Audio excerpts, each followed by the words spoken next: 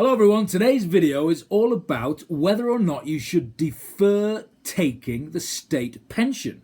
Now, I guess a lot of people wouldn't even know that that is a possibility, but it is. You don't have to take it when you get to state retirement age. So it's not an automatic thing either. You don't just hit the age and then you get paid the pension. You have to claim the pension via the DWP, the Department for Work and Pension. But if you choose to defer taking the state pension from the point at which you are entitled to it, then you get an uplift for the pension when you start to take it for the rest of your life. So let's just delve into the calculations and see if it's worthwhile deferring your state pension. So the rules say that you get an uplift of 1% for every 9 weeks. So every 9 weeks that you defer taking the pension, you get a 1% uplift when you finally do take it, which works out at 5.8% if you defer it for 1 year. So right now, the state pension is £179.20 per week. So if you were to defer taking the state pension for a year, for 52 weeks, once you started taking it a year down the line, you'd get an extra £10.42 a week for the rest of your life. However, that just assumes that the pension stays the same. Now, as we know, the pension goes up. And we have this thing called the triple lock in the UK, which was one of David Cameron's big election promises that Boris has kept. And it basically says that the pension, the state pension, will rise the higher of 3 things: wage inflation, general inflation, and 2.5%. Now, I've done a separate video on this, which says that actually next year we're expecting that figure to be around about 4% because of the COVID bounce back, that wage inflation will be abnormally high when they come to work out next year's uplift. So the higher of those figures, it should be about 4%. But assuming for this purpose of the calculations, I'm going to say that it's 2.5%. So assuming the pension, the state pension increases 2.5% a year. So let's take an example of a 66-year-old who takes the state pension right now. So we're in the 21-22 tax year, someone who hits 66 today and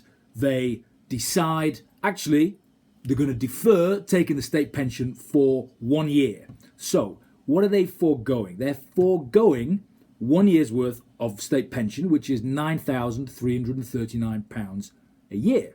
It's £179 a week, which works out at about £9,400 a year.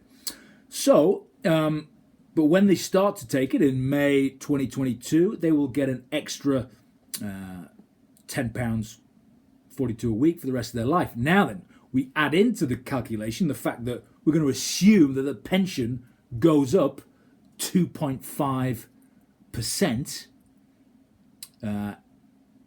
every year. So the actual state pension, that 9,400 will rise by 2.5% every year. So basically you need to say, well, how long would it take? What's the payback period before your quid's in? In other words, how long have you got to recoup that 9,400 that you've foregone in the first year of taking the state pension? And the answer is 15 years, 15 years. So basically, you are in profit after 15 years. So when you get to 81 years of age, in the example of this 66-year-old. Now, average life expectancies. The Office of National Statistics produces these, and the average life expectancy for a 66-year-old man in the UK is 85. And the average life expectancy for a woman, a 66-year-old woman, is 87. So, you could be quids in. You know, it would make sense if you look at the maths to delay taking your state pension. If you're in good health and you expect to be at least as good as the average, and you will last that long, to put it bluntly. You will survive 85 if you're a man, or 87 if you're a woman, and then you will make a profit from having deferred the state pension by 1 year. Of course, if you're not in the best of health, then it would make sense to not delay taking the state pension, and you take it as soon as you hit 66. So yeah, interesting one, and I guess a lot of people don't even know that you can defer it. Wouldn't even cross their mind to defer it. But that's one reason why you would choose to, if you are in reasonable health and based on average life expectancies, you will be in profit by foregoing it a year and then taking a higher amount for the rest of your life. But yeah, something to just think about. If you're coming up to retirement age, you're in good health, maybe you've got income from various other sources, you might still be working, because of course, you don't, when we talk about state retirement age, doesn't mean you have to retire. People are working longer, so you may have employment income still at 66, or investment income, or private pensions. You may not necessarily need to take that state pension. So that's another thing as well. So, but it's up to you. But it's worth crunching the numbers, and well, I've just crunched them for you. But it's it's worth contemplating if you're in your mid-60s and getting close. Should you defer taking the state pension? Now that age of 66, remember, for many years there was two separate ages for men and women: 60 for a woman, 65 for a man.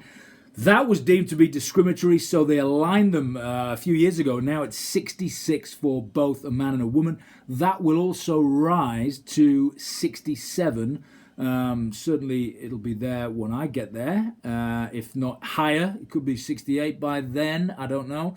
But right now it's 66. And like I said, the payback based on today's figures, payback for 1 year's deferral, 15 years, and then you are quids in, so to speak. So anyway, just a video there on whether or not you should defer the state pension when you are entitled to it. If you like this video, please do subscribe right there, and I will see you soon.